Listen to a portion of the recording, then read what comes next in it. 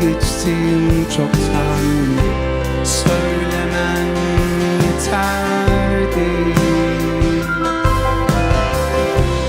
Gülleri solan bir bahçe bana kalan, bu kadarı yeterli. Şimdi bütün şarkılarda kendimi bundan atıyorum içime.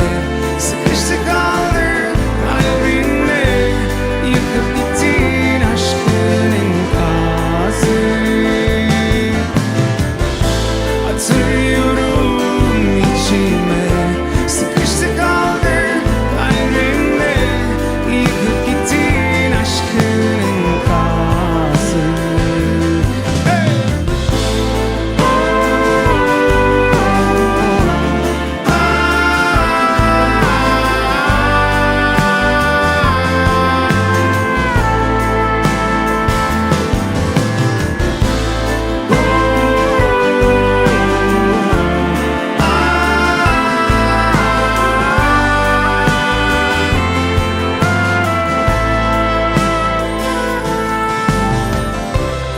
Anladım, tamam, vazgeçtim çoktan. Söylemen yeterdi.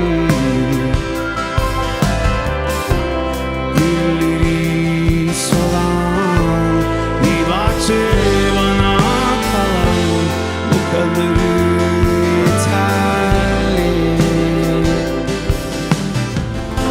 Şimdi bütün şarkılarla kendini bundan atıyorum içime.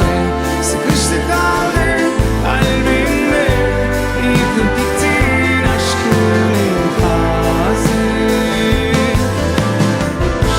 Atıyorum içime, sıkıştı kaldı kalbimde, yıkıp gittin aşkın enkazı.